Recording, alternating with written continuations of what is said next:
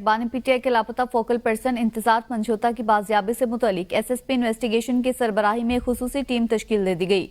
Islamabad high court ने समात का तहरीरी हुक्मनामा जारी कर दिया। हुक्मनामे के मुताबिक इंतजार हुसैन पंचोता एसएसपी इन्वेस्टिगेशन की सरबराही में खुसूसी टीम तश्कील दी गई है। अदालती फैसले के मुताबिक SSP focal person Faisal Chaudhry advocate के साथ राबते में रहेंगे। अदालत ने इंतजार हुसैन पंचोता की फुटेजेस वकील दरख्वास्त गुजार के साथ शेयर करने की हिदायत की है।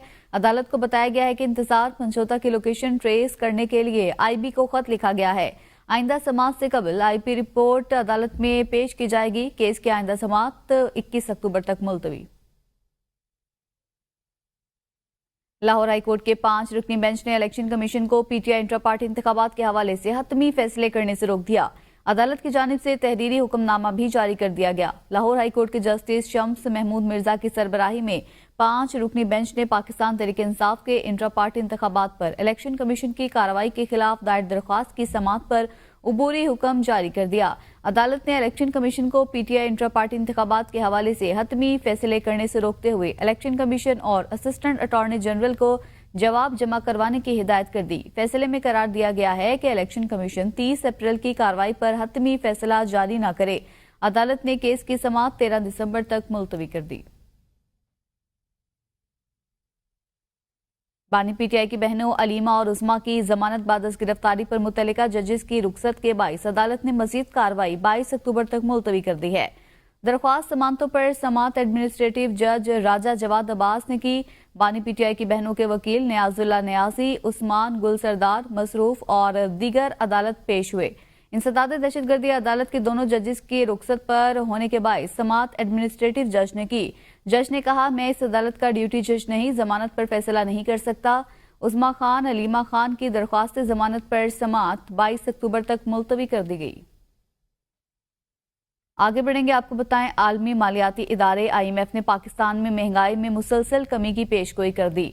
एक रिपोर्ट में IMF ने पाकिस्तान में मुसलसल 5 साल औसत महंगाई सिंगल डिजिट में रहने का तखमीना लगाया। IMF ने रवा माली साल हुकूमती हदफ से भी महंगाई कम रहने की पेशगोई की है। IMF को रवा माली साल पाकिस्तान में महंगाई सिंगल डिजिट में 9.5% रहने की तवक्को है। मुल्क में स्मगलिंग की रोकथाम के लिए FBR का बड़ा इकदाम। मुल्क भर के चीफ कलेक्टर का ओहदा खत्म करके एंटी स्मगलिंग के लिए DG तैनात करने का फैसला कर लिया। DG कस्टम पूरे मुल्क में एंटी स्मगलिंग के खिलाफ क्रैकडाउन करेगा। चीफ कलेक्टर की पोस्ट खत्म कर दी गई है। मुल्क भर के तमाम एयरपोर्ट्स एक DG के मातहत होंगे। एक नई कलेक्टोरेट बनाई गई है जिसको इंडस कलेक्टोरेट का नाम दिया गया है। तमाम नई पोस्ट पर तैनातियां 1 नवंबर तक कर दी जाएंगी। विफाकी हुकूमत की हिदायत पर मुल्क में स्मगलिंग की रोकथाम के लिए FBR ने मुल्क भर के चीफ कलेक्टर का ओहदा खत्म करके एंटी स्मगलिंग के लिए DG तैनात करने का फैसला किया है, जो पूरे मुल्क में एंटी स्मगलिंग के खिलाफ क्रैकडाउन करेगा। FBR की जानिब से जारी होने वाले नोटिफिकेशन के मुताबिक इस्लामाबाद चीफ कलेक्टर की पोस्ट खत्म कर दी गई है, जो 1 नवंबर से खत्म होगी, जबकि एक नई कलेक्टोरेट बनाई गई है जो कि दरियाए सिंध के तरफ में स्मगलर्स के खिलाफ कार्रवाई करेगी। FBR ने एक नई कलेक्टोरेट बनाई है जिसका नाम इंडस कलेक्टोरेट है, जो दरियाए सिंध के तरफ में काम करेगी, जबकि मुल्क भर के तमाम एयरपोर्ट्स पर भी एक DG तैनात होगा जिसके मातहत डायरेक्टर एयरपोर्ट कराची, लाहौर, इस्लामाबाद होंगे। स्मगलिंग के खिलाफ क्रैकडाउन करेंगे। जराये का कहना है कि 1 नवंबर से मुल्क भर के तमाम चीफ कलेक्टर का ओहदा खत्म होगा। इस तरह Islamabad model collectorate of custom खत्म कर दी जाएंगी। नए नोटिफिकेशन के मुताबिक नई तैनातियां की जाएंगी जो आइंदा चंद दिनों में कर दी जाएंगी। Chief of the naval staff admiral Naveed Ashraf का दौरा नीदरलैंड्स, आला अस्करी क़यादत से मुलाकातें की। मुख्तलिफ शोबों में मजबूत दो तरफा फौजी ताउन की अहमियत को तस्लीम करते हुए मजीद ताउन बढ़ाने पर जोर दिया गया।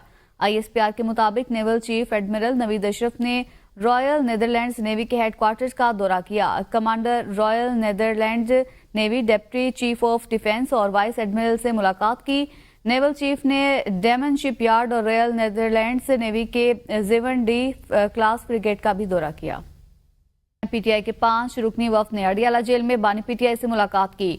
आईनी तरमीम से मुतलिक हुकूमती मौलाना फजल रहमान और PTI के मुसव्विर पर मुशावरत की गई। मुलाकात 45 मिनट तक जारी रही।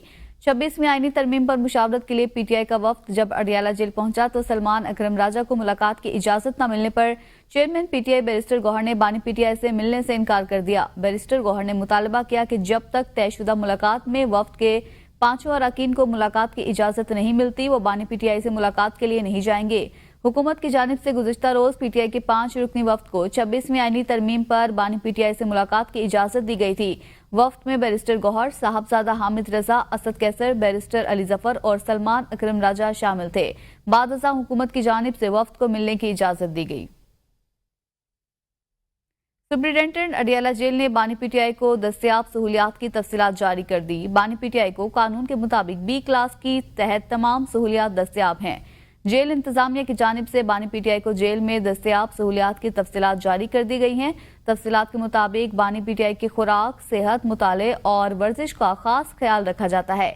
बानी पीटीआई की जेल अहाता में बिजली बिलातातुल दस्तयाब रहती है। बानी पीटीआई को बी क्लास की रोशनी में अपना खाना तैयार करवाने के लिए एक कैदी खानसामा फराहम किया गया है।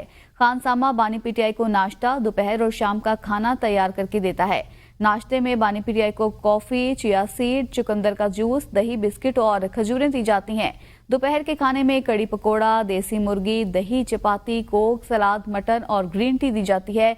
जबकि शाम के खाने में बानी पीटीआई को दलिया, कोकोनट का जूस और अंगूर दिए जाते हैं। अमीर जमात इस्लामी हाफिज नईमुर रहमान ने कहा है, हुकूमत मर्जी के फैसलों के लिए आइन में छेड़छाड़ कर रही है। आईनी तरामीम हुकूमती जाल है, जल्दबाजी से लग रहा है जैसे अदालत पर कब्जा करना है। इस्लाहात इतनी ही जरूरी हैं तो 25 अक्टूबर के बाद लाएं। मुजवज़ा आईनी तरामीम पर JUI और तहरीक इंसाफ हुकूमत से बात क्यों कर रही हैं? दोनों सियासी जमातों को इसे मुकम्मल मुस्तरद करना चाहिए। हम किसी भी नौइयत की तरमीम के हक में नहीं है, इसलिए कि इस वक्त जो तरमीम आ रही है, चाहे हुकूमत हो या अपोजिशन, अगर वो इसके ऊपर कोई भी चीज़ तय करेंगे उसका फ़ायदा हुकूमत को होगा और इसका नुकसान अदलिया और अदालती निज़ाम को होगा। और अपनी मर्ज़ी की अदालत, मर्ज़ी का चीफ जस्टिस, ये इसके पेश नज़र है। तो सुप्रीम कोर्ट में जाना चाहिए फौरी तौर पर और कहना चाहिए कि जो लोग भी ये कर रहे हैं उनको पकड़ के कौम के सामने लाएं। ये क्यों नहीं कर रहे ये लोग?